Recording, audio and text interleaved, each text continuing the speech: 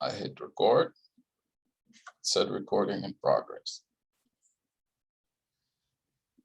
All right, and welcome everybody. We're going to be talking about the Earth's magnetic fields, dipole fields, and so on. Joining us is guest host Eugene Philostopher, and this conversation basically derives from a series of comments on the YouTube channel. Eugene chimed in about dipoles and Earth's magnetic fields and so on. That's why we have the magnetic model on the screen. What's going on, Eugene? Hello, everyone. Well, yeah, I'm kind of curious to see what you have to say about it, because I think you're wrong. So, yeah, that's fine. Let's get into it. In the realm of science, I like being wrong. It usually teaches me something if it doesn't teach somebody else something, right? So here we're looking at the US-UK World Magnetic Model. This came out last year.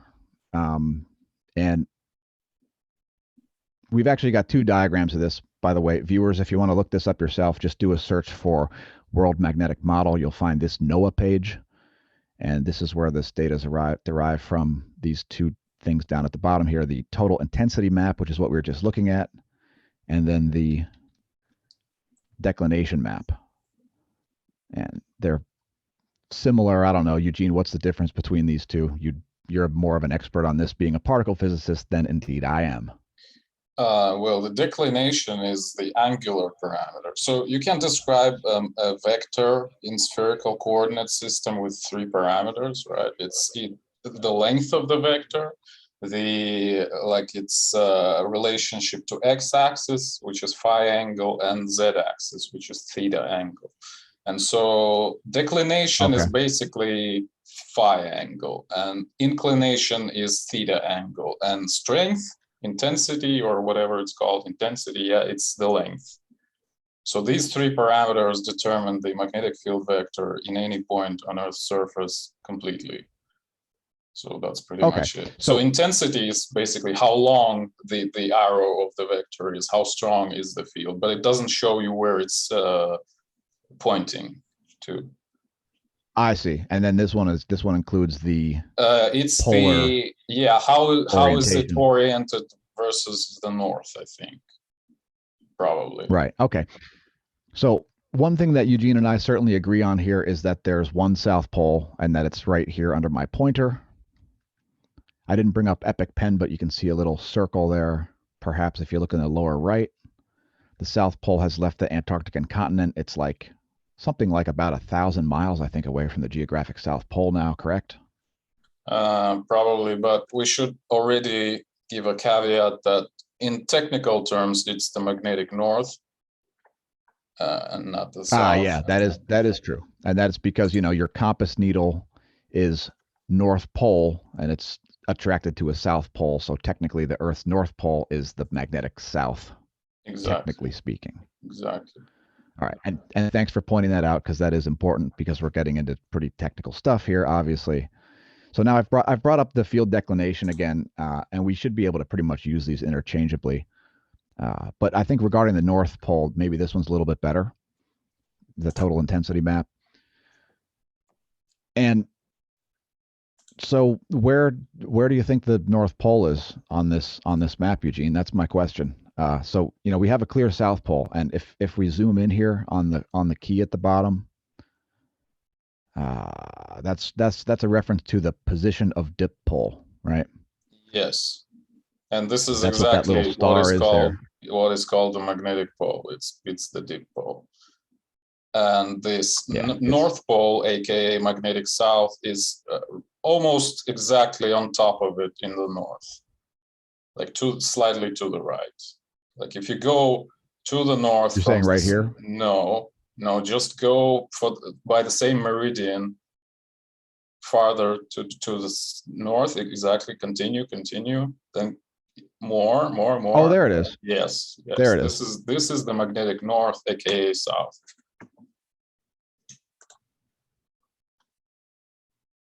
I thought the net pole was in between Svalbard and Greenland. Well, in this projection, it's kind of hard to tell.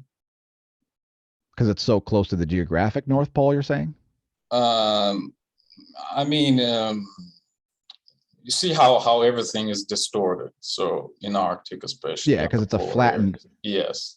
So Yeah. you see that the Greenland is larger than Australia, which is not true. So this is a very wrong map by itself. So yeah. Yeah, I get that. And, you know, this is a problem that you always get. You can't show the whole thing as a sphere, obviously. No, you get distortions when you try to flatten it out because everything is approaching the geographic North Pole. The closer and closer you get, the planet's essentially shrinking as you, in reality, you'll be shrinking with respect to this map. I'll just say that. But anyway, so essentially what we're saying here, what you're saying is that, let's say I'm right here in the Western Pacific, where my pointer is. If I'm there, my compass needle is going to point directly at this spot, correct? Yes, directly to the north. I'm not sure though about that, because I mean it might actually orient to the closer pole, which is in the south. Like, you know, it might be okay, kind of, yeah. So it's kind of ambiguous. But that's the opposite. But that's the opposite magnetism. That's North Pole magnetism. That should not be attracting my compass needle. It doesn't matter. I mean, it would orient by the, you know, strongest emitter, so to speak. But to see how it actually would orient, you need to look at the declination map, because that's exactly what it's showing. All right. So here's the declination map. Yeah, so you see, your needle would be oriented along those lines, if I'm not mistaken. I might be wrong. I might be kind of misunderstanding this, but as far as I understand, this is the case. I thought that if you're over, so let's say you're over Mexico now, right? You're north of the equator. You're at Mexico, where my pointer now is. Yes. I was under the impression that your compass needle will point toward this spot in Canada here. What do you think those lines rather are? Up here. Can you, these curves, I mean, can you zoom in on the curves? I think they would show degrees, where the numbers are. Yeah, I think they do. So they show the degrees of the displacement of your needle, magnetic needle, from the true north, like the geographic north. That's what I think it shows. But I might be wrong, but I think this is the case. So this really isn't having very much effect on what a compass, you know, what an old school kind of compass is doing. It's not really, there's not really very much going on with that. Well, it shows exactly that. It shows you where your needle would or how would your needle orient. It would orient parallel to any of these curves, wherever you are. Yeah, so in other words, in different parts of the northern hemisphere, your compass needle might not point toward the geomagnetic North Pole, right? Well, you're introducing another concept, which is the geomagnetic pole, which is different from magnetic pole. So you should be very careful with the terms here. And it's different from geographic pole. Well, which is geographic pole, yeah. I mean, that's clearly it's clearly the point where the Earth's axis, the rotational axis, yes, intersects the surface. Magnetic pole, and that's the problem, which I think you don't get. The thing that you don't get, that the magnetic pole is defined as the point on the surface of the Earth where magnetic field lines are strictly vertical. So they just go into the Earth. And yeah, that would be the edges of the dip pole. And then within there's a different sort of a field structure inside of that little circle. Dip is another term for inclination. And we're looking at the declination map, which is a completely different thing. So we need an inclination map to see where the magnetic pole is. Yeah, but what I'm saying is the field lines are vertical at the edges of the dip pole. Where the dip pole traces a circle on the surface of the planet, that's where the field lines are vertical, right? Dip pole cannot trace a circle, it's a point. How can point make a circle? I don't understand what you're talking about. I thought the dipole is an area that's like 200 miles in diameter or something like that. Well, you might define it as like a rough area around the point, but strictly speaking, it should be a point. I mean, isn't it essentially a flux tube? It's a circle, isn't it? It's not a point, it's a circle, I would think. Why would it be a circle? Because the field structure is different inside the circle than it is outside the circle. You don't have the same because of the vertical potential field surface source, because of the vertical magnetic field lines that you're talking about. Yeah. The dipole should trace a circle on the surface of the planet. That's why the Why? auroras show up the way they do. No, they would show up as a circle anyway because the Earth has a non-zero size. So yes, it certainly has a non-zero size. That I'll definitely agree with you on if that. Earth was a point magnet, like just literally a point, then auroras would, auroral circles would short circuit in this point. It wouldn't be a circle. It would be a point. Before we continue on this line here, let me just bring up some other slides here because the term dipole magnet came up in the conversation we were having on YouTube. So yeah, I just want to put that's up the when you mentioned geomagnetic poles, which is a different concept from magnetic poles. Okay, what's the difference between magnetic poles and geomagnetic poles? So magnetic poles are, again, points where magnetic field is strictly vertical with respect to the surface. This is determined observationally, right? We just measure magnetic field, we see, it's vertical here, then this is the magnetic pole. But geomagnetic pole is a kind of a more abstract concept. So we don't observe them directly, but rather we imply them by modeling the observed Earth's field. Like it's sort of like an approximate model of Earth's field. Like if we assume that Earth is a magnetic dipole, which is again a theoretical construct, then where would its poles be, right? So in some sense, you might say that the geomagnetic poles describe a large scale structure of the field rather than, localized this verticalness of lines or whatever. So this would be more like what you'd call geomagnetic poles here. We're looking at it from a space view, and yeah, it shows like an idealized construct, right? In this the model. auroral circle and so on that gets traced by, for example, where the dipoles are located. But the thing is, the thing is, Eugene, right now, when we see the modeling of the way the North Pole looks, it looks like two seas that are partially overlapping, as if there's like a major perturbation in the sort of the permanent structure of the North Pole. The South one is a lot more confined to a zone. I mean, we look at it all the time on the daily space weather videos. When you look at the ground magnetic perturbations, and of course, now this is based on a model, as you said. Space weather modeling framework includes all kinds of stuff: solar wind speed, density, phi angle, electron flux, and countless other variables. But it's modeling it. It looks like two letter C's that are partially overlapping, not like a circle. I don't quite understand what you mean, to be honest. Like which C's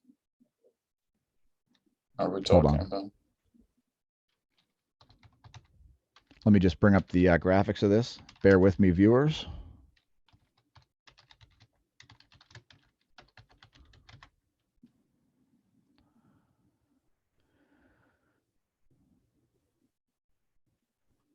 Not that one. The ground magnetic perturbations. Here we go.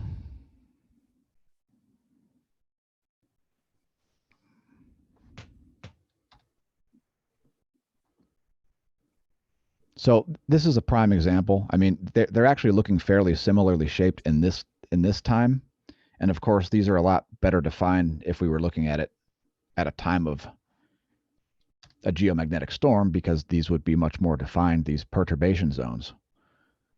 But you can kind of see the way this looks like a spiral. And it looks almost like two letter C's here instead of just a circle. And the south one is a little bit more, and of course, this is actually looking pretty strange just at this moment here because it's so oriented on the south geographic pole. You would think it would be more oriented over here. Well, this is exactly Right. what I'm talking about. Like, magnetic pole is a localized phenomenon in some sense because It's the the Earth. It's not the whole system. It's just the Earth by not itself, as even not opposed. even the Earth, but like parts of the Earth. Like, magnetic pole shows you like the localized picture of the magnetic field, like right here on this spot on the surface. Whereas in general, like the Earth's field is very inhomogeneous and very different here and there, right? But the concept of geomagnetic pole allows us to describe it as a whole, if you like, right? In a simplistic manner, but still. And if you look at these models, they actually show you this more of a simplified version of what's happening, and it's more correct in the sense that it shows you the overall structure of the field rather than the localized picture that we get from the concept of magnetic pole, if that makes sense. Because right, I get that. Because roughly speaking, at one Earth radius from the surface, it doesn't really matter what local, differences of the field on the surface there are, because from such a distance, it looks like the Earth is a dipole magnet after all, right? And therefore, Sure, I get that. all these large-scale currents that fall into the Earth and produce auroras, they actually feel the Earth as a dipole magnet, if you like. And that's why Sure, right. these auroral ovals are centered around the geomagnetic poles, which is an abstract model concept, rather than magnetic poles, which is like a real, Yeah, thing. in other words, those particles and so on, they're not following a laser straight line. They're on a curved trajectory, spiraling on Birkeland currents and so on. They're not. It's not just like they're just going to go directly at the geomagnetic pole or something like that. Well, And for instance, when a solar proton comes in here where my pointer is, right? Solar proton comes in here, it has to decide, is it going to get in a field aligned current, or is it going to remain part of the solar wind and just like slow down and speed back up again? well, it's much more difficult, much more complex than that in the first place, because again, you're using this simplified model of magnetic field only model, if you like, of magnetic storms, etc. Whereas, again, what's really happening, what magnetic storm really is solar wind plasma is arriving at the Earth's magnetic field and inducing currents. Earth's magnetic field induces currents in this plasma because it's a moving charged particles moving with respect to the magnetic field. And these currents, Sure. in their turn, produce magnetic disturbances on Earth. That's what magnetic storm is, ultimately. So, so basically, you need to look at the current picture to understand the magnetic disturbances. All right, I get that. So anyway, yeah, I just wanted to make a video about this because it was a pretty lengthy conversation in YouTube comments, and YouTube comments clearly do not do justice to any of the stuff that we're talking about here. I just wanted everybody to realize that I'm not a complete moron, and I don't think Eugene's incorrect. What he's saying, he's clearly not incorrect what he's saying about. Frankly, I didn't see this star on the map, so that was one massive failure on my part. But I honestly did think that there were like two separate North Poles going on. I apologize. You are indeed correct, Eugene. No, it's okay. Just, I guess, maybe a couple of points to finish this, like conclusions, maybe, if that is appropriate. Should I play a cool looking animation for it? Maybe, I don't know. So basically, I'll just show the Aurora 30-minute forecast here. It's some real data there to add a little bit of depth. Yeah, so what magnetic pole is, it's by definition, it's a point on the surface of the Earth where the magnetic field is vertical, right? So we measure that, we see that the field is directed vertically, and we say, oh, okay, this is the magnetic pole. Therefore, in order to see where magnetic pole is, you need to look at the map of magnetic inclination, which is the angle between the vertical and the magnetic field. When the angle is, or it's actually between the horizontal and the magnetic field. So you need to look at the plus minus 90 degrees angles. So when you look at the inclination map and you see plus minus 90 degrees, you conclude, okay, there is a magnetic pole. Geomagnetic pole is a completely different, well, not completely, but different concept. And it relates to not the local field picture, as in case of the magnetic pole, but the global large-scale structure of the field, which might be more or less represented as a dipole magnet. So geomagnetic pole is a point on the surface of the Earth where a imaginary dipole magnet, which could be used to model the large-scale field structure, intersects the Earth's surface. So that's pretty much it. And the space weather events, as they depend on these large-scale processes, like let's say tens of Earth's radii, they don't care about the localized magnetic field picture on the surface of the Earth. They care about how Earth looks magnetically, if you like, at a big distance. And at a big distance, Earth can be represented as a magnetic dipole, like with this very simple model. Therefore, geomagnetic pole is actually the one that is involved in space weather related type of currents and all these kinds of stuff, like magnetic storms and stuff.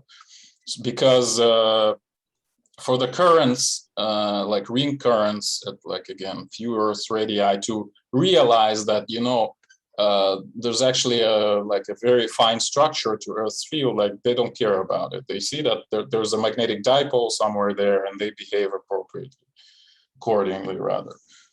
So that's pretty much it, I would say. All right, I can appreciate that. And thanks for clarifying that.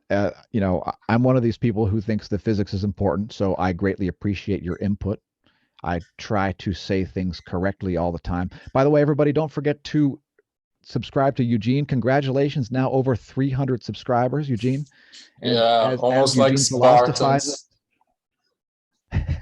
As Eugene philosophizes over there, he is, I believe you're intentionally, the point of philosophy is to avoid science subjects. I guess you needed a break from particle physics or something like that. What's the idea behind? Now, Eugene does talk about science, but more as a sort of an organizational, structural sort of thing, as opposed to the details of the science itself, right? Yeah, well, I'm not a specialist in like all the fields of science. So in order to talk about some particular field, you need to like put a lot of hours and even days and weeks of research into it. And I just don't see a point. I mean, I could make a lecture. I actually did a few lectures like on quantum mechanics and stuff, and something else. Oh, that's right. So I remember commenting on that because that's really good. By the way, if anybody wants to watch that one, go check it out. I thought it was a great little refresher. I've had to study quantum mechanics various times in various classes, and it was just a great refresher. So I enjoyed it greatly. He didn't really. I don't think Eugene was really breaking any new ground there or anything. It was just sort of like I guess you'd call it like an intro to quantum mechanics 101 or something like that. Yeah, exactly. So my goal was just to make people familiar with the basic concepts and basic, by the way, like myths, if you like. So even it was very good. Practicing scientists have a lot of misconceptions about quantum mechanics, unfortunately. Yeah, they do, and it brought up a lot of the same concerns that I have. A lot of stuff in science. I'll go out on a limb and say a lot of stuff in science that's not understood. They go, it must be a quantum effect. Yeah, probably. As a sort of a PS to our talk, I wish to note that like people are panicking about magnetic poles moving a lot. But as I've said, it's a local effect, right? It's a localized picture of the field on the surface right here and right now. What is really important is how geomagnetic poles are moving. That shows you the changes in the large scale structure of the field, right? And if you look at these changes, then they are not as impressive, not even nearly as much. Like the southern geomagnetic pole is still pretty much in Antarctica. at the continent, I mean, and it moves much slower than the magnetic pole. And so is the geomagnetic pole. It moves much more slower, and therefore our large-scale structure of the field doesn't change that much. Now, would you say it's fairly safe to assume that in the large-scale structure that you're referring to here, it's going to be pretty much directly over the center of these aural circles? Yes, that should be the case. All right. Cheers. All right, man. Well, that's all I have. If you've got anything else, again, viewers, make sure you go subscribe to Eugene the Philostopher. I want to see him at 500 subscribers later today. Well, if we're talking about like a Venusian day, that might be possible, perhaps. Ah. All right. Anyway, thanks everybody for tuning in. Thanks, Eugene, for clarifying this stuff. It is magnetohydrodynamics is a bit it's a bit out there. It's a little bit, it's got some concepts that are a little tough to grasp, as I believe I've demonstrated with my own ignorance. So remember, folks, ignorance is the root of all knowledge. And while there are no stupid questions, there are indeed stupid people. Okay, goodbye, Eugene, everyone. anything else? No, I don't think so. All right, see you later. Thank you for watching. Cheers. Bye.